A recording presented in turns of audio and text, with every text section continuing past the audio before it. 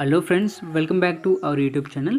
So friends, మనము ఈ వీడియోలో వచ్చేసి మనకు ఈరోజు ఇంపార్టెంట్ కరెంట్ అఫైర్స్ అయితే చూద్దాము. డిసెంబర్ 29కి సంబంధించి డైలీ కరెంట్ అఫైర్స్లో భాగంగా మనకు ఇంపార్టెంట్ కరెంట్ అఫైర్స్ అయితే డిస్కస్ చేద్దాము. మనకు ఫస్ట్ ఆర్టికల్ చూసినట్లయితే మనకు రాష్ట్రానికి ఎఫ్డిఐల వెల్లువ అని చెప్పేసి చూడొచ్చు. 6 నెలల్లోనే మనకు 12,864 కోట్లు వచ్చాయట. సో గతేడాది కంటే ఈసారి 33% వృద్ధి. పెట్టుబడుల సాధనలో తెలంగాణకు 6వ స్థానం అట. సో మనకు రాష్ట్రానికి ఈ ఆర్థిక సంవత్సరం సంబంధించి విదేశీ ప్రత్యక్ష పెట్టుబడులు వచ్చేసి మనకు భారీగా వచ్చాయి. సో 2024 ఏప్రిల్ నుంచి సెప్టెంబర్ మధ్య కాలంలో మనకు టోటల్గా 12,864 కోట్లు రావడం జరిగింది ఫ్రెండ్స్. సో మనకు అలాగే నిరుడు కంటే ఈసారి 3,185 కోట్లు ఎక్కువగా వచ్చాయి. సో 33% అనేది వృద్ధి గమనించింది. సో మనకు రాష్ట్రానికి వచ్చినటువంటి పెట్టుబడుల్లో మరి దేశంలో చూసుకుంటే తెలంగాణకి 6వ స్థానం రావడం జరిగింది. అలాగే మనకు మొదటి స్థానంలో మనకు ఇక్కడ మహారాష్ట్ర, గుజరాత్, కర్ణాటక, ఢిల్లీ, తమిళనాడు మొదటి 5 స్థానాల్లో ఉన్నాయి. సో ఫస్ట్ ప్లేస్లో మనకు మహారాష్ట్ర ఉంది. సో అలాగే నెక్స్ట్ గుజరాత్, 3వ ప్లేస్ కర్ణాటక, 4వ స్థానం ఢిల్లీ, తమిళనాడు 5వ స్థానంలో ఉన్నాయి. సో మనకు 6వ స్థానం వచ్చేసి మనకు తెలంగాణ అని చెప్పేసి గుర్తుపెట్టుకోండి. ఎఫ్డిఐలకు సంబంధించి విదేశీ ప్రత్యక్ష పెట్టుబడులకు సంబంధించి. అలాగే ఫ్రెండ్స్, మనకు మొత్తం ఎఫ్డిఐల్లో దాదాపుగా 93% హైదరాబాద్కే వచ్చాయి. రాష్ట్ర రాజధానికి 11,970 కోట్లు రాగా, రంగారెడ్డి జిల్లాకేమో 680 కోట్లు, మహబూబ్ నగర్కి 116 కోట్లు, మెదక్కి 96.99 కోట్లు వచ్చినట్లుగా మనకు నివేదిక వెల్లడించింది.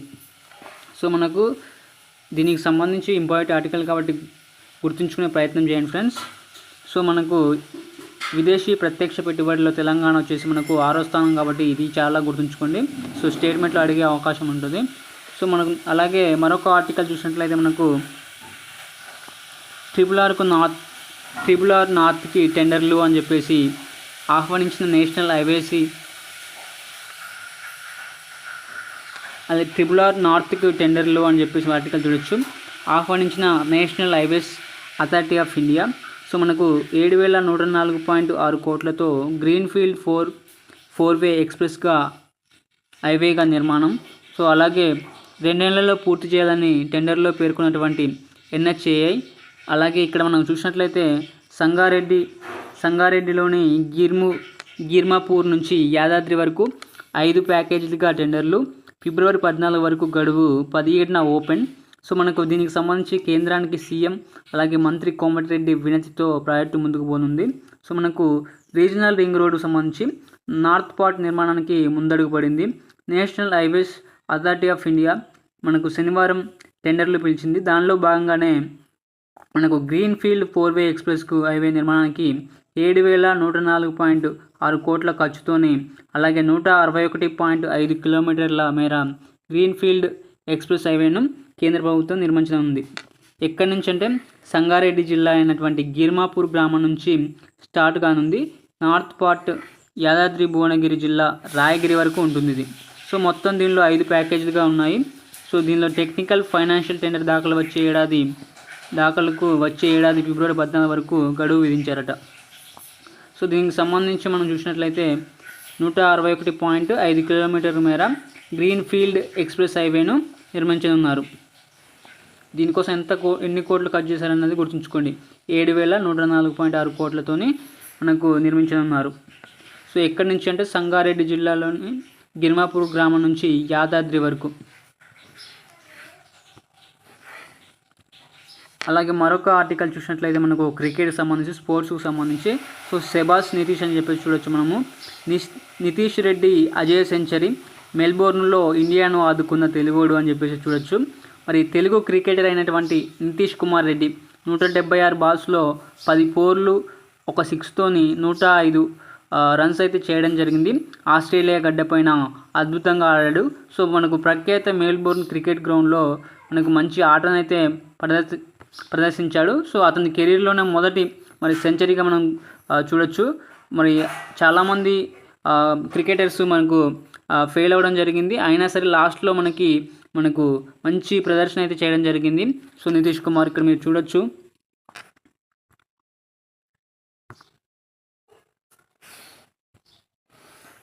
అలాగే మరొక ఆర్టికల్ చూసినట్లయితే ఫ్రెండ్స్, ఛాంపియన్గా నిలిచిన కోనేరు హంపి అని చెప్పేసి మనం చూడొచ్చు ఇక్కడ. సో మనకు ప్రపంచ ర్యాపిడ్ అలాగే బ్లిట్జ్ చెస్ ఛాంపియన్షిప్ మహిళల విభాగంలో తెలుగు గ్రాండ్ మాస్టర్గా కోనేరు హంపి మనకి ఛాంపియన్గా నిలవడం జరిగింది. టోర్నీలో 8.5 పాయింట్లతోని అగ్రస్థానంలోకి దూసుకెళ్ళి విజయం సాధించడం జరిగింది. సో మరి ఈమె 2019లో మరి ఛాంపియన్ అయింది. ఆ తర్వాత చైనా గ్రాండ్ మాస్టర్ జూ వెంజన్ తర్వాత ఒకటి కంటే ఎక్కువ సార్లు విజేతగా నిలిచిన ప్లేయర్గా మనకు హంపి ఘనత సాధించడం జరిగింది. సో మనకు ఇక్కడ ప్రపంచ ర్యాపిడ్ బ్లిట్జ్ చెస్ ఛాంపియన్ మహిళల విభాగంలో తెలుగు గ్రాండ్ మాస్టర్ కోనేరు హంపి ఛాంపియన్గా నిలిచిందని చెప్పేసి గుర్తుంచుకోండి. అలాగే మరొక ఆర్టికల్ చూసినట్లయితే ఫ్రెండ్స్, మనకు రైతు భరోసా కోసం శాటిలైట్ సర్వే అని చెప్పేసి మనం చూడొచ్చు. పక్కాగా సాగు భూముల గుర్తింపు కోసం సర్వే కోసం వివిధ కంపెనీలతోని మంత్రి తుమ్మల భేటీ అని చెప్పేసి మనం చూడొచ్చు.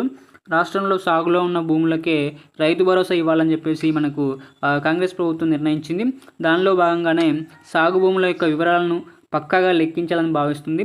దానిలో భాగంగా శాటిలైట్ సర్వే చేపట్టాలని నిర్ణయించింది. అలాగే రిమోట్ సెన్సింగ్ డేటా ఆధారంగా సాగు విస్తీర్ణాన్ని లెక్క కట్టే విధంగా వివిధ కంపెనీలతోని సంప్రదింపులు జరుపుతున్నది. సో మనకు దీన్ని పైలట్ ప్రాజెక్టుగా తీసుకొని మన గతంలో పంటల నమోదు కోసం ప్రత్యేక యాప్ను అందుబాటులోకి తీసుకొచ్చినటువంటి ప్రభుత్వం 20 జిల్లాల్లో ప్రాజెక్టు కింద శాటిలైట్ సర్వే అనేది నిర్వహించడం జరిగింది. సో మనకి డిసెంబర్ 20 నుంచి 23 వరకు చేశారు పోయినసారి. సో ఆదిలాబాద్, నిర్మల్, నిజామాబాద్, కామారెడ్డి, జగిత్యాల, వరంగల్, హన్మకొండ, సో మనకు వివిధ జిల్లాల్లో మనకు సర్వే అయితే నిర్వహించడం జరిగింది ఫ్రెండ్స్. దీనికి సంబంధించి రైతు భరోసా ఎవరైతే మనకు సాగులో ఉన్నారో వాళ్ళకే ఇవ్వాలని చెప్పేసి ఈ గవర్నమెంట్ మనకు ఆలోచనలో ఉంది. సో మనకి ఇక్కడ చూసినట్లయితే మనకు మరొక ఆర్టికల్, అది మనకి రీజనల్ రింగ్ రోడ్కి సంబంధించి ఆర్టికల్ అయితే రావడం జరిగింది. మనకు ఈనాడు పేపర్లో వచ్చినటువంటి ఆర్టికల్. సో మనకి ఇక్కడ చూడొచ్చు 161 కిలోమీటర్లు 5 ప్యాకేజీలు అని చెప్పేసి. అలాగే దీని యొక్క ఖర్చు 7,104 కోట్లు. సో దీనికోసం అని చెప్పేసి మనం చూసాము కూడా ఆర్టికల్. సో మరి ఇది చాలా న్యూస్ పేపర్లో వచ్చింది కాబట్టి ఇంపార్టెంట్ ఆర్టికల్, గుర్తుంచుకునే ప్రయత్నం చేయండి ఫ్రెండ్స్. అలాగే మరొక ఆర్టికల్ చూసినట్లయితే మనకు అతి పురాతన శ్మశాన వాటిక ఇక్కడ నిగంబోధు అని చెప్పేసి చూడొచ్చు. సో మనకు మాజీ ప్రధానమైనటువంటి మన్మోహన్ సింగ్ యొక్క అంత్యక్రియలు వచ్చేసి మనకు ఇక్కడే జరిగాయి, నిగంబోధులో.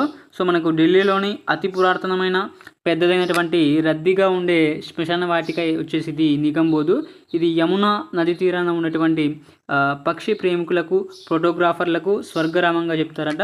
సో మనకి ఇక్కడ ఇంద్రప్రస్థ రాజు యుధిష్ఠిరుడు దీన్ని ఏర్పాటు చేశారని చెప్తుంటారు.